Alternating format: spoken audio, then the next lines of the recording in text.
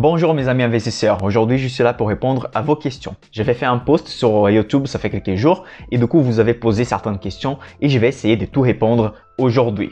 Si vous êtes ici pour la première fois, bienvenue, je suis Michael Ravaneda, je suis ingénieur, analyste financier, je suis brésilien, d'où vient mon accent et aujourd'hui je vais répondre à vos questions, mes amis de Club des Valeurs. Donc comme on a beaucoup parlé, on attaque la première question. Donc la première question elle vient de Nazim.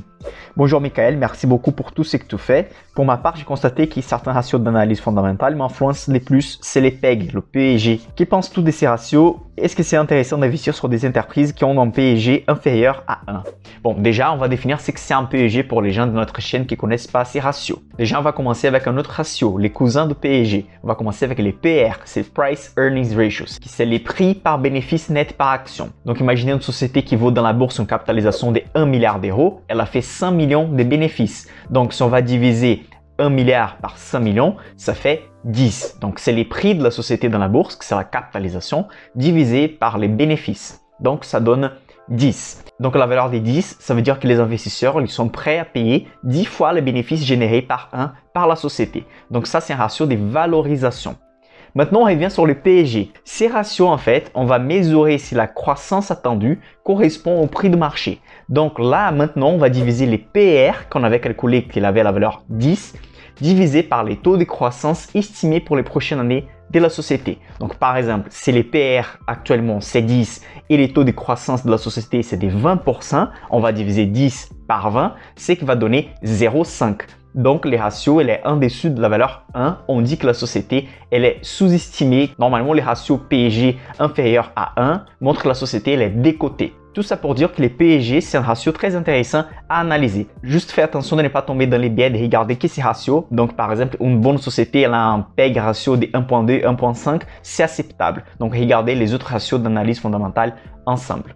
La prochaine question vient de Martin. La question c'est la suivante. Salut, j'ai une question un peu particulière concernant les ETF. Qu'est-ce qui se passerait si tout le monde investissait dans les ETF? Cette question elle est très intéressante Martin, mais il ne faut pas oublier qu'elle est théorique. Bon, on attaque. Bon, parmi plusieurs choses qui pourraient se passer, je vais citer quelques-unes. Par exemple, si tout le monde commence à investir sur le S&P 500 aux États-Unis, donc la 500 plus grosse société de marché américain. Vous comprenez par exemple qu'on a 500 entreprises, mais on a dehors de cet ETF des milliers de sociétés. Donc, une fois que tous les marchés commencent à acheter un seul ETF, on va avoir des distorsions de la valeur juste des sociétés par rapport aux prix de marché. Parce que simplement, une fois qu'une société va entrer dans le S&P 500, dans une société qui n'était pas encore listée dans cet indice, une fois qu'elle va rentrer dedans, c'est comme si tous les marchés vont acheter cette société, même si elle a des bénéfices pourris. Donc, dans ces cas, on va causer des distorsions des prix des sociétés. Dans ces cas, on va négliger l'offre et la demande. Donc, imaginez maintenant les sociétés qui ne sont pas négociées dans un indice. Dans ces cas, les marchés vont négliger ces sociétés. Donc, ces sociétés elles vont être sous-cotées par rapport aux marchés car tout le monde achète des ETF. Donc, ça fait faire tout le monde acheter les mêmes actions, c'est qui va faire monter les prix par rapport aux bénéfices. Et les sociétés qui ne sont pas dans les indices, elles vont avoir un prix plutôt juste ou sous-coté. Donc, les gens qui vont souhaiter un taux de croissance plus élevé ou un potentiel plus élevé vont sortir des ETF vers les actions. Du coup, comme tu peux voir, il va y avoir beaucoup de nuances. Et c'est exactement pour ça que jamais on va avoir un marché qui va investir plus de 50% dans les ETF, car en fait, ça va attirer les gens qui sont dans les ETF vers le marché hors ETF, car il peut avoir des potentiels de croissance de cours de l'action plus élevés par rapport aux actions qui sont déjà dans l'ETF. Du coup, pour résumer, on va avoir une grande distorsion entre valeur intrinsèque et prix de l'action et aussi une décote énorme des sociétés qui ne sont pas prises en compte dans l'indice. La prochaine question vient de Samuel. Bonjour, question peut-être un peu plus personnelle et moins en lien avec l'investissement, mais tu peux évoquer avec nous ton parcours scolaire, professionnel, d'où tu viens. Ça pourrait donner des idées à des étudiants en finance comme moi. À bientôt et boas festas. Merci Samuel, boas festas à toi aussi et j'espère répondre à cette question de manière résumée. Je suis né dans un petit village de plus de 20 000 personnes au Brésil, c'est que c'est vraiment petit au Brésil. Et quand j'avais 2 ans, mes parents ils sont déménagés à la capitale de notre état. L'état c'est Paraná, au sud du Brésil. Vous allez voir la carte, je vais vous montrer. Et du coup, à partir de 2 ans d'âge, j'ai commencé à habiter à Curitiba, qui est une ville de plus ou moins 3 millions de personnes. Si vous ne connaissez pas cette ville, Curitiba, je vous conseille de chercher un peu sur l'internet. Je vous assure que c'est une des villes plus organisées et structurées du Brésil. Et je ne dis pas ça parce que je viens de là-bas. Des autres Brésiliens peuvent vous confirmer ça.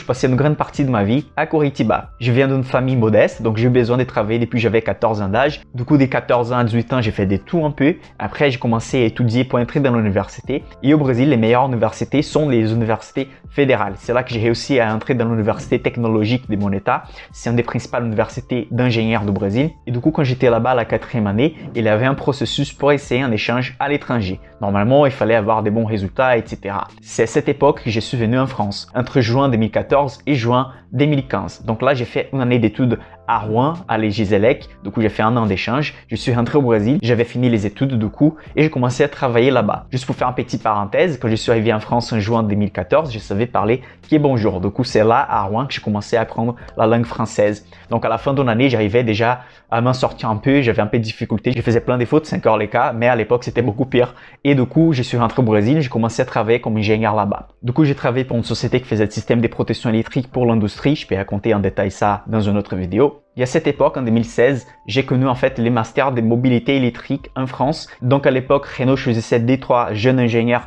par pays. Donc je suis venu en France en 2017 pour faire le master mobilité et véhicule électrique de l'école des arts métiers. Et du coup, j'ai laissé mon boulot au Brésil pour venir en France et commencer ma carrière ici. Donc j'ai commencé à travailler comme ingénieur en France et en parallèle, j'ai fait les diplômes CFAC, c'est Certified European Financial Analyst. Donc c'est un diplôme d'analyste financier livré d'après la Société française d'analyste financier. Actuellement, je travaille dans les départements des contrôles de gestion d'une grande société et j'ai fait mon travail de consulting financier en parallèle. Même mon histoire avec la finance n'est pas arrivée récemment. En fait, quand j'étais étudiant de cours d'ingénieur au Brésil, j'ai donné des cours privés de physique et mathématiques. À cette époque, je commençais à travailler comme professeur remplaçant dans un cours qui préparait les étudiants pour l'examen national brésilien. Du coup, j'ai donné des cours de mathématiques financières. Et c'est là en 2011 que j'ai commencé à toucher les sujets des finances. C'est là que je commençais à prendre passion par les sujets. Je commençais à étudier tous les temps, à lire tous les temps, jusqu'au moment que j'ai décidé que je pourrais être ingénieur, mais aussi analyste financier et avoir en fait double casquette dans les domaines. Voilà, là j'ai coupé pas mal des parties, mon parcours il est très particulier. Dans une prochaine vidéo, je vais raconter en détail ça si vous intéresse.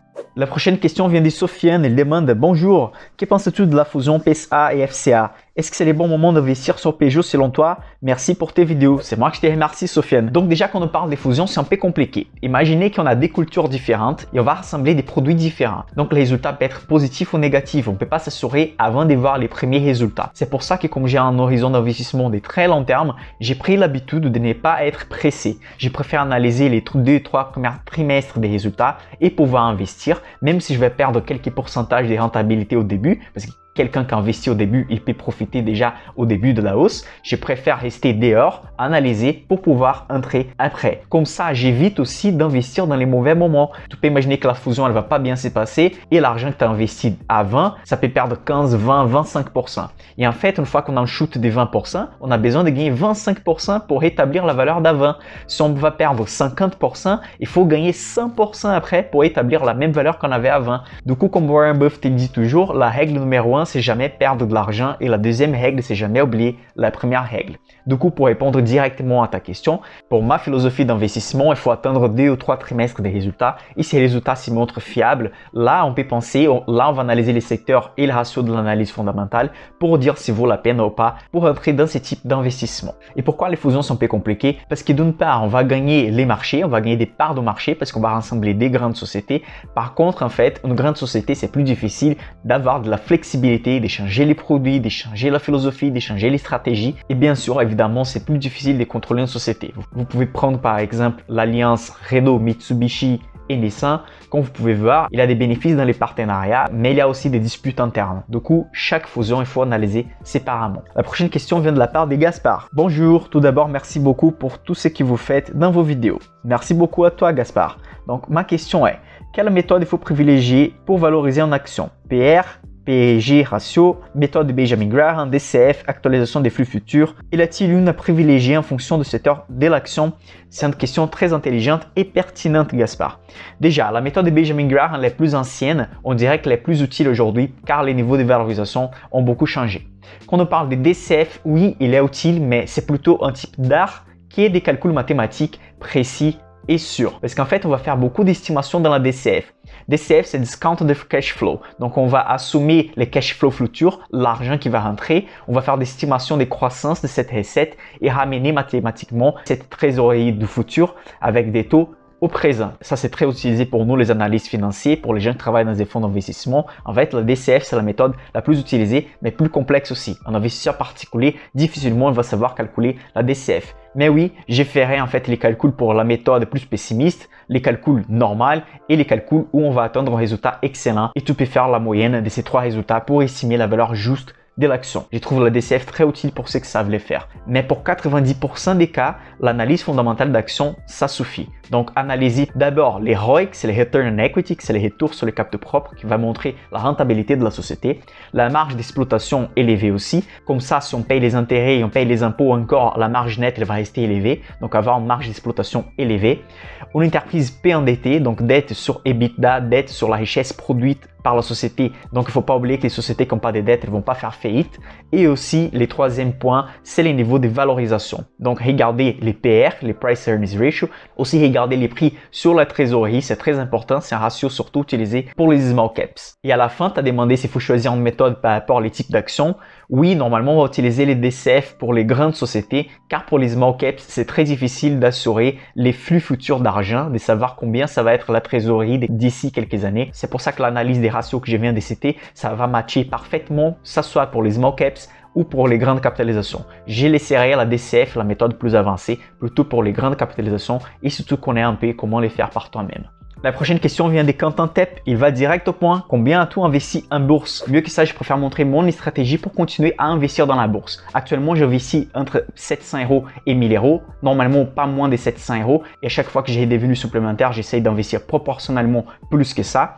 Mais en fait, quand j'ai commencé à investir en 2011, j'investissais 40 € par mois en devises brésiliennes. Le plus important, c'est que j'ai un fichier avec mes objectifs d'investissement à long terme pour atteindre la liberté financière. Donc, je sais exactement les minimums que je dois investir par mois pour arriver à mon indépendance. La tienne, ça peut être différent. Par exemple, si vous avez un style de vie que vous avez besoin de 4000 € pour vivre bien chaque mois, ça va être différent de quelqu'un qui a besoin, par exemple, de 1500 € ou de 1500 € ou de 6000 €. Donc, chacun va avoir un objectif différent. Donc, moi, je sais combien je dois investir avec un taux de rentabilité estimé de 7% par an. Pour l'instant, j'ai fait mieux que ça. Donc, je sais que si je continue comme ça, je vais atteindre ma liberté financière avant l'horizon d'investissement que j'avais établi préalablement. Et ce que j'ai fait, c'est que je paye mon investissement avant de payer les autres choses. Une fois que mes revenus arrivent chaque mois, j'investis et après, je vais voir tous mes autres dépenses mensuelles. Donc, d'abord, l'investissement, c'est la priorité numéro 1. Il y a aussi une chose très importante, c'est qu'il faut penser à chaque fois à avoir un salaire, des revenus plus élevés, voire même plusieurs sources de revenus pour pouvoir investir chaque fois plus et profiter des intérêts composés à long terme. Question de Quentin. Comment bien diversifier son portefeuille? Certains secteurs à éviter. Investitude à titre personnel dans les small caps? Si oui, quelle proportion du portefeuille? On parle souvent d'acheter tous les mois pour laisser son prix de revient. Quel intérêt d'acheter tous les mois dans un marché haussier? Les prix des revient ne fait qu'augmenter. Donc d'abord, pour commencer la diversification, il faut penser en termes géographiques. Donc par exemple, plusieurs places géographiques comme l'Europe, les États-Unis et l'Asie. Deuxièmement, il faut penser en termes de taille, les small caps et big caps. C'est important d'avoir même que ce soit une petite partie de portefeuille dans les small caps. Il y a aussi un troisième type de diversification, c'est le niveau sectoriel. Du coup, peu importe si vous allez investir dans une géographie différente et des tailles d'entreprises différentes, si vous n'allez pas investir dans des secteurs différents. Donc là, c'est trois piliers plus important dans la diversification. Il a plusieurs nuances, il a plusieurs types, mais je dirais que ces trois diversifications déjà dans un portefeuille, c'est les plus importants. La deuxième question, elle demandait si j'investis dans les small caps. Oui, 60% de mon portefeuille, c'est des small caps, mais je ne recommande pas ça pour tout le monde. Comme analyste financier, quand je fais les consultings de portefeuille privé de quelqu'un, je vais analyser les niveaux de risque, les niveaux de connaissances, l'horizon d'investissement et un portefeuille où il y a plus de la moitié des small caps, c'est pas fait pour tout le monde. Moi, j'analyse les marchés tous les temps, j'ai un horizon d'investissement de plus de 20 ans, donc j'ai une aversion au risque pas élevé. C'est pas le cas de tout le monde. Je considère qu'avoir entre 10% et 25% des small caps, ça va déjà très bien pour la majorité des investisseurs. Et la dernière question, tu parles, c'est quel intérêt de continuer à acheter dans un marché haussier? Pour ça, je te recommande de voir ma vidéo marché en hausse. Je vais laisser les liens ci-dessus. Là, je montre l'exemple de quelqu'un qui n'a pas investi entre 2009 et 2019. Les prix faisaient qu'augmenter. L'indice américain faisait qu'augmenter. C'est lui qui a resté dehors du marché. Il a perdu presque 200% de rentabilité. Donc, si vous faites un management de portefeuille bien fait, vous allez voir en fait que pendant les 10 ans des hausses du marché américain, la pente elle n'était pas constante. En fait, les marchés, ils montent, mais ils descendent avec de la volatilité. Avec un bon management, vous pouvez acheter toujours avec cette petite chute de 7-10% et vous allez profiter des dividendes réinvestis pour gagner à long terme. Du coup, on dirait que quelqu'un qui fait des achats mensuels dans un marché en hausse, il n'allait pas gagner des 100% comme quelqu'un qui investit en 2009 d'un seul coup, mais il allait faire plus des 100% sûrement, même avec un marché en hausse. La question des KM, c'est la suivante. Peut-on garder des dividendes avec des ETF? Oui, bien sûr, il y a des ETF à dividendes. Dans la vidéo où je montre les ETF des small caps, il y a même un ETF qui verse des dividendes mensuellement. Il n'est pas disponible dans les PA, mais ça existe. Il suffit de chercher des ETF qui distribuent les dividendes. Je vais laisser les liens ci-dessus d'une vidéo où j'ai fait l'analyse des ETF et je montre la différence entre les ETF capitalisantes et distribution des dividendes.